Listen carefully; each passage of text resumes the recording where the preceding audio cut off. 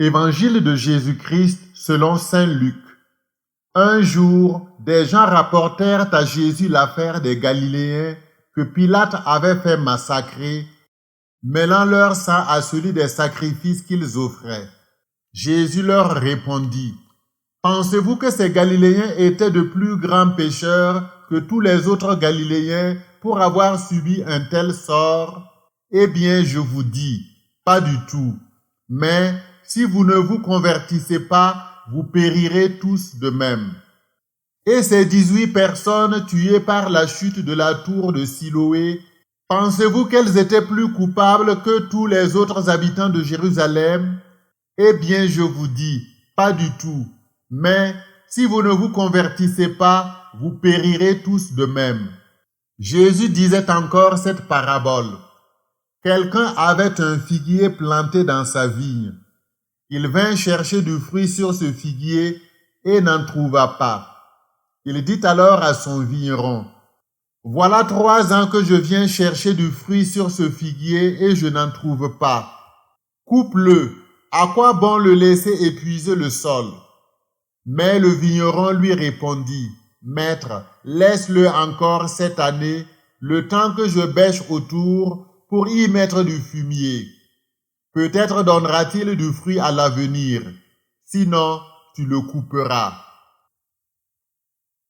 L'évangile de ce 3e dimanche de Carême année C, Luc chapitre 13, versets 1 à 9, parle de la nécessité de la conversion pour éviter le malheur. Cet appel à la conversion se fait à travers 2 faits divers et une parabole. Les faits divers rapportent une mort tragique survenue pour 2 groupes de personnes et se terminent par cette exhortation. Si vous ne vous repentez pas, vous périrez tous de même. Versets 3 et 5. La parabole, quant à elle, lance la même invitation à travers une image. Elle évoque un figuier resté improductif pendant 3 ans et il sera coupé s'il ne porte toujours pas de fruits après 1 an supplémentaire de soins. Ces fruits sont ceux de la conversion dont Jean-Baptiste avait déjà parlé. Produisez donc des fruits dignes de repentir et n'allez pas dire en vous-même, nous avons pour père Abraham. Car je vous dis que Dieu peut, des pierres que voici, faire surgir des enfants à Abraham. Déjà, la cognée se trouve à la racine des arbres. Tout arbre qui ne produit pas de bons fruits va être coupé et jeté au feu. Luc 3, 8 à 9. Des gens rapportèrent à Jésus ce qui était arrivé aux Galiléens, dont Pilate avait mêlé le sang à celui de leur sacrifice. Il est important de comprendre le contexte de cette information donnée à Jésus. Les Galiléens avaient la réputation d'être belliqueux et Pilate celle d'être sanguinaire. De plus, par son acte, Pilate a profondément traumatisé la conscience religieuse d'Israël en répandant le sang d'Israélites dans le lieu sacré du temple, alors qu'ils offraient un sacrifice à Dieu. En rapportant ce fait à Jésus, ces gens attendaient une réaction de sa part. Peut-être leur démarche était-elle malicieuse. Voulait-il le pousser à une réponse compromettante qui pourrait servir de motif d'accusation contre lui?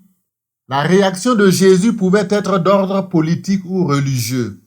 Sur le plan politique, étant donné que Pilate représentait le pouvoir colonial romain et qu'il avait massacré des Galiléens alors que Jésus lui-même était galiléen, il aurait pu dénoncer cet acte, critiquer son commanditaire, inciter à la révolte contre l'occupant ou encore se présenter comme un messie politique, un chef de guerre à la manière du roi David, selon l'attente de nombreux juifs de son époque.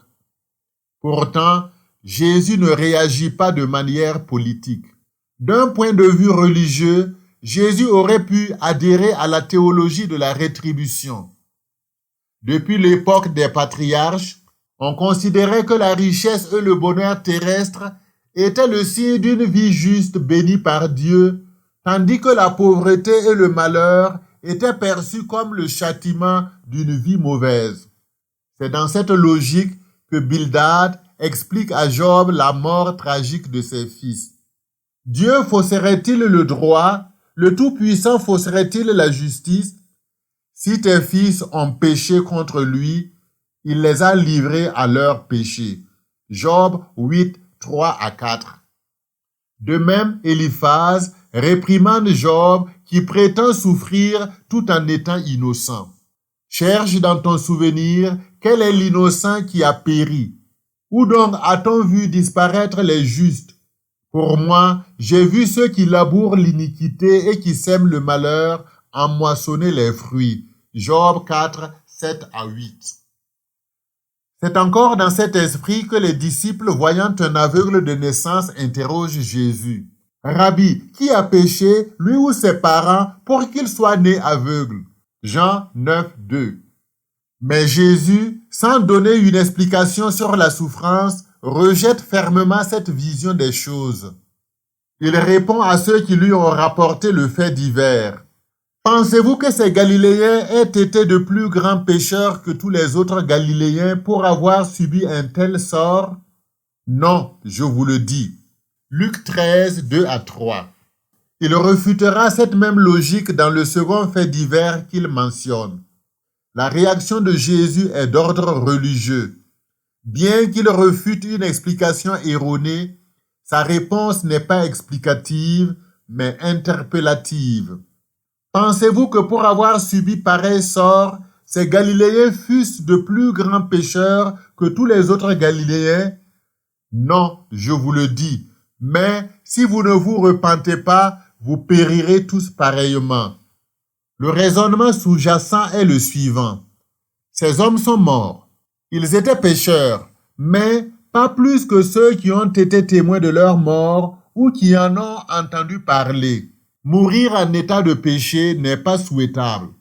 Comment ceux qui ont survécu se sentiraient-ils s'ils avaient été à la place de ceux qui ont péri? Puisqu'un tel sort pourrait aussi les atteindre, la seule réponse appropriée est de se convertir à temps. Après avoir exhorté à la conversion, à la suite de la mort des Galiléens qui lui a été rapportée, Jésus lui-même évoque un cas similaire. 18 personnes de Jérusalem tuées par l'écroulement d'une tour.